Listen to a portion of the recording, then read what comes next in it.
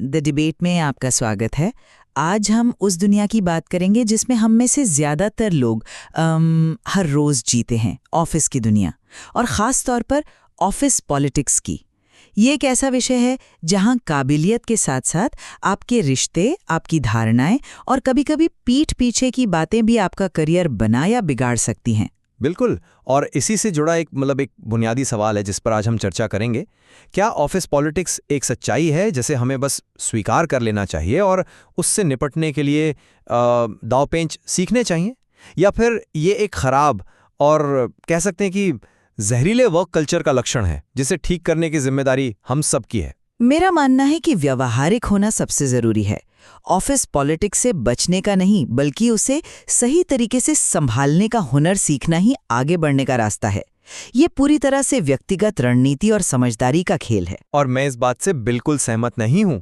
मेरा तर्क है कि ये नजरिया समस्या की जड़ को ही नजरअंदाज कर देता है। असली समाधान तो एक बेहतर और पारदर्शी कल्चर बनाने के सामूहिक प्रयास में है, न कि व्यक्तिगत बचाव के तरीकों में। तो मैं अपनी बात से शुरू करती हूँ।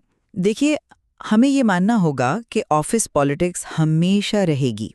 क्यों? क्योंकि जहाँ भी कुछ लोग एक साथ काम करेंगे, जिनके अपने अपने लक्ष्य और महत्वाकांक्षाएं हैं, वहाँ हितों का टकराव होगा ही।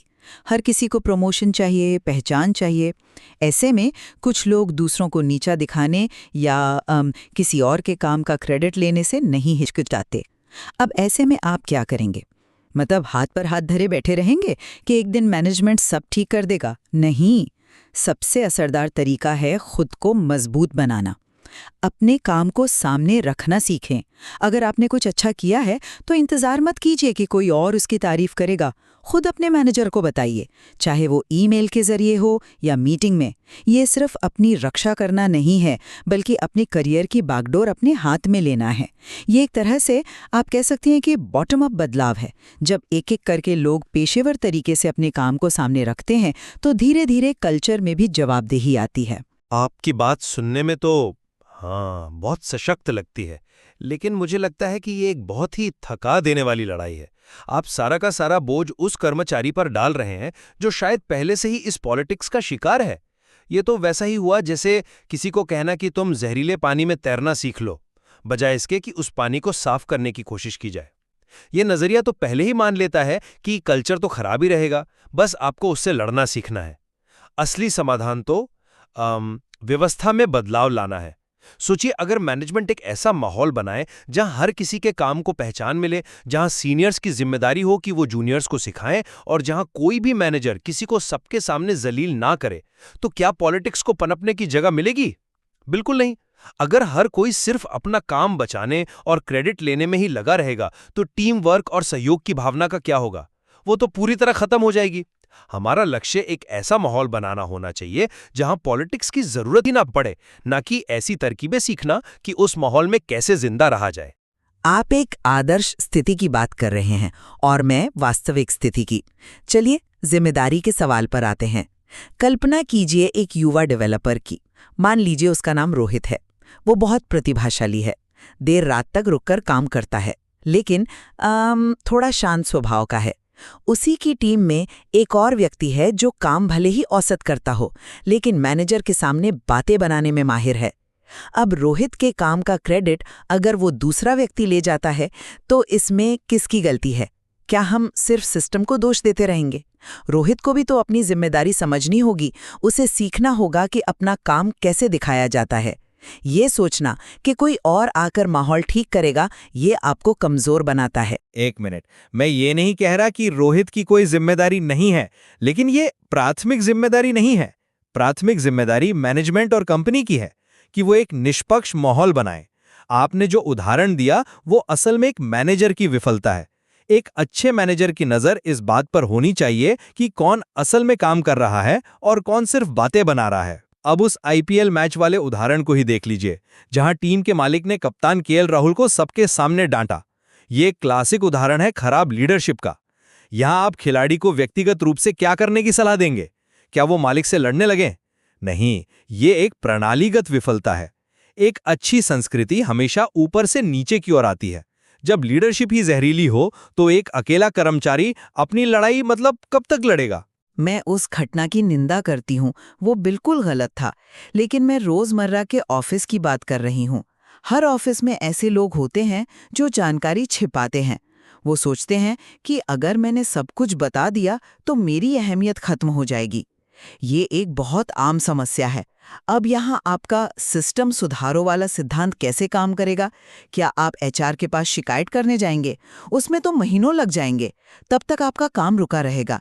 इससे कई बेहतर और व्यावहारिक तरीका ये है कि आप उस व्यक्ति पर अपनी निर्भरता ही खत्म कर दें।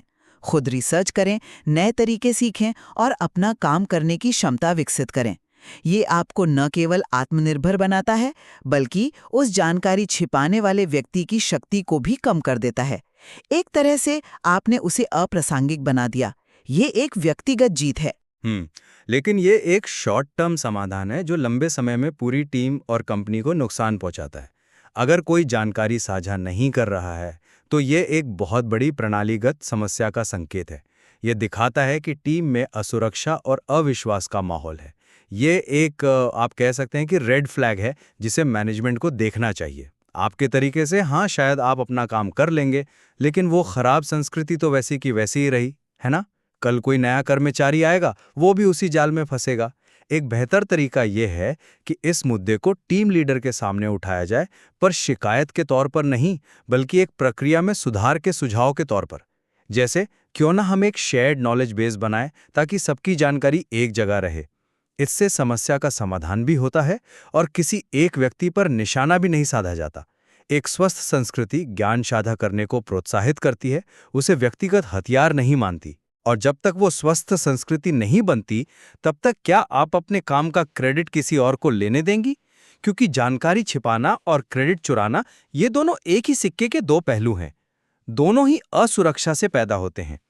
जब कोई आपके काम का श्रेय लेने की कोशिश करता है तो आपको चुप नहीं रहना चाहिए। आपको सीधे और पेशेवर तरीके से अपने मैनेजर को बताना होगा कि ये काम आपने किया है। डरने की जरूरत नहीं है। आप किसी के गुलाम नहीं हैं। ये आक्रामकता नहीं है, ये अपने काम के प्रति सम्मान है। अगर आप अपने काम का सम्मान नहीं करेंगी तो कोई और क्यों करेगा? देखिए, अपने काम के लिए श्रेय लेना जरूरी है, मैं इससे इनकार नहीं कर रहा। लेकिन अगर माहौल ऐसा बन जाए कि हर कोई हर समय बस यही साबित करने में लगा है कि ये मैंने किया है, ये मैंने किया है, तो एक बहुत ही नकारात्मक होड़ को जन्म देगा। टीम सहयोग की जगह क्रेडिट लेने की लड़ाई का मैदान बन जाएगी। क्या ये कंपनी के लिए फायदेमंद है? बिल्कुल नहीं। इसका बेहतर प्रणालीगत समाधान है काम की रिपोर्टिंग और मूल्यांकन की प्रक्रिया को पारदर्शी बनाना। अगर एक अच्छा प्रोजेक्ट मैनेजमेंट सिस्टम हो जहां सभी के योगदान को ठीक से ट्रैक किया जा सके, तो किसी को अलग से ये राजनीतिक प्रयास करने की जरूरत ही नहीं पड़ेगी। हमें समस्या की जड़ पर काम करना चाहिए, ना कि उसके लक्षणों पर। हर बात का हल व्यक्तिगत टकराव नहीं हो सकता। लेकिन टकराव की जरूरत ही क्या है? मैं टकराव की बात नहीं कर रही, मैं संवाद की बात कर रही हूँ। अपने काम के बारे में अपने मैनेजर से बात करना टकराव नहीं, संवाद है। और मान लीजिए आप एक ऐसी जगह काम करती हैं जहां जड़ें इतनी गहरी और जहरीली हैं कि उन्हें बदला ही नहीं जा सकता। मैनेजमेंट को कोई परवाह नहीं है, कल्चर पूरी तरह खराब हो चुका है। तब क्या? तब आपका सिस्टम बदलने का सपना तो टूट गया। ऐसे में व्यक्ति के पास क्या बचता है? तो आपके हिसाब से आखिरी विकल्प नौकरी छोड़ना है। यही तो स्रोत सामग्री का भी एक निष्कर्ष है। लेकिन क्या ये एक समाधान है? ये तो सिस्टम की पूरी विफलता का प्रतीक है, व्यक्ति की जीत का नहीं। अगर किसी कंपनी से अच्छे और प्रतिभाशाली लोग लगातार नौकरी छोड़कर जा रहे हैं, तो यह उस कंपनी के लिए एक बहुत बड़ी चेतावनी है कि उसकी संस्कृति में गंभीर सुधार की जरूरत है। ये डेटा है जिसे कोई भी अच्छा लीडर नजरअंदाज नहीं कर सकता। मैं इसे विफलता के तौर पर नहीं देखती, मैं इसे व्यक्ति की सबसे बड़ी ताकत के तौर पर देखती हूँ। नौकरी छोड़ना ये दिखाता है कि आपका आत्मसम्मान उस जहरीले माहौल से ज्यादा कीमती है। ये सिस्टम को एक मजबूत संदेश देता है कि मैं तुम्हारे खेल का हिस्सा नहीं बनूंगी। और एक और बात, आजकल कंपनियां जो प्रॉपर ट्रेनिंग दे रही हैं, जैसा कि सामग्री में भी बताया गया है, वो किस बारे में है? वो कर्मचारियों को यही व्यक्तिगत कौशल सिखा रही हैं। कैसे संवाद करें, कैसे टकराव को संभालें, कैसे अपनी बात रखें। कंपनियां भी समझ रही हैं कि सिस्टम को बदलने में समय लगता है, लेकिन कर्मचारियों को आज के माहौल में काम करने के लिए तैयार किया जा सकता है। वो उन्हें सशक्त बना रही हैं। मुझे इसमें एक विरोधाभास दिखता है। अगर कंपनियां ट्रेनिंग दे रही हैं तो इसका मतलब वो मान रही हैं कि समस्या मौजूद है और ये एक प्रणालीगत मुद्दा है। लेकिन अक्सर ये ट्रेनिंग एक बैंडेड की तरह होती है। ये लोगों को जहरीले माहौल से निपटना सिखाती है, बजाय इसके कि उस माहौल को ही ठीक किया जाए। ये तो ऐसा है जैसे आप गैस लीक ठीक करने के बजाय सबको गैस मास्क बांट रहे हैं। हाँ, नौकरी छोड़ना एक विकल्प है, लेकिन ये आखिरी उपाय होना चाहिए। इससे पहले उस सिस्टम के भीतर बदलाव लाने की कोशिश तो करनी ही चाहिए, चाहे वो फीडबैक देकर हो या फिर बस एक बेहतर टीम कल्चर बनाकर एक मिसाल कायम करके हो। सिस्टम को पूरी तरह से निराशाजनक मान लेना सही नहीं है। बदलाव संभव है, भले ही वो धीमा हो। तो अंत में बात यहीं आकर रुकती है। जब तक कार्यस्थल पूरी तरह से आदर्श नहीं हो जाते, और शायद वो कभी नहीं होंगे, तब तक व्यक्ति को खुद को व्यावहारिक रणनीतियों से लैस करना ही होगा। अपने काम को कुशलता से करना, उसे सही लोगों तक पहुंचाना, अपने योगदान का श्रेय लेना और मुश्किल लोगों से निपटना सीखना, यही करियर में आगे बढ़ने का सबसे यथार्थवादी और प्रभावी तरीका है।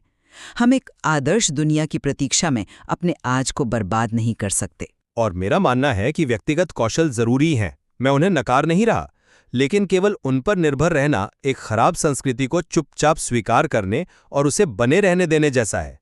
असली और दीर्घकालिक लक्ष्य एक ऐसी पारदर्शी और सहयोगी कार्य संस्कृति बनाने में सक्रिय रूप से भाग लेना है, जहां नकारात्मक राजनीति के लिए कोई जगह ही ना बचे। हमें सिर्फ उस माहौल में जिंदा रहने वाले नहीं, बल्कि उसे बदलने वाले एजेंट बनने का लक्ष्य रखना चाहिए। वो बदलना चाहिए। बिल्कुल। शायद असली सवाल यह है कि इन दोनों के बीच संतुलन कैसे बनाया जाए। कैसे हम व्यक्तिगत रणनीतियों का इस्तेमाल करके आज की चुनौतियों से निपटें और साथ ही साथ एक बेहतर कल के लिए उस सिस्टम को बदलने में भी अपना योगदान दें। ये सामग्री हमें पहली स्थिति के लिए मजबूत उपकरण देती है, लेकिन इसमें दूसरी स्थिति के बीज भी मौजूद हैं, जो हमें इस विषय पर और गहराई से सोचने के लिए प्रेरित करते हैं।